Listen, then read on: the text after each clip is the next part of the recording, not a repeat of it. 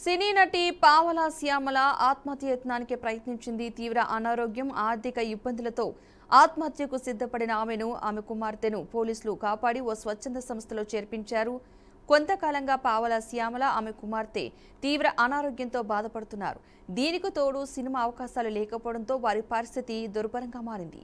ఈ క్రమంలో కొందరు వారిని ఓ హోంలో చేర్పించగా అక్కడ వారి ఆరోగ్యం మరింత క్షీణించి మంచానికే పరిమితమయ్యారు. సరైన సేవలు అందించలేమంటూ ఆ హోం నిర్వాహకులు వారిని బయటకు పంపించేశారు.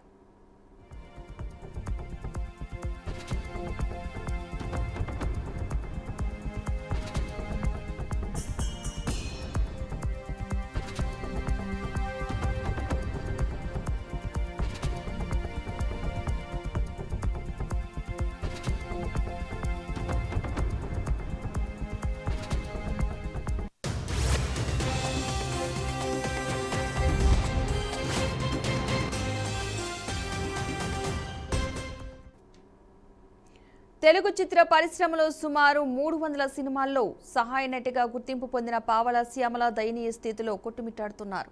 దీంతో దిక్కు తోచని స్థితిలో రోడ్డుపైకి చేరిన శ్యామల ఆత్మహత్య చేసుకోవాలని నిర్ణయించుకున్నారు. ఈ క్రమంలో వారిని కార్ఖానా పోలీస్ స్టేషన్ సిబ్బంది గుర్తించారు. వెంటనే ఈ విషయాన్ని తిరుమలగిరి ఏసీపీ రమేష్ దృష్టికి తీసుకువెళ్లారు. తక్షణమే స్పందించిన ఏసీపీ వారిని కార్ఖానాలోని ఆర్కే ఫౌండేషన్ హెల్త్ కేర్ సెంటర్కు తరలించారు. ఫౌండేషన్ వ్యవస్థాపకుడు రామకృష్ణ వారికి ఆశ్రయం కల్పించి అవసరమైన అన్ని సేవలు అందిస్తున్నట్లుగా తెలిపారు. తమ సంస్థ ద్వారా అనాథ వృద్ధులకు సాయం అందిస్తున్నామని, ఎవరైనా అవసరంలో ఉంటే తనను సంప్రదించాలని ఆయన కోరారు.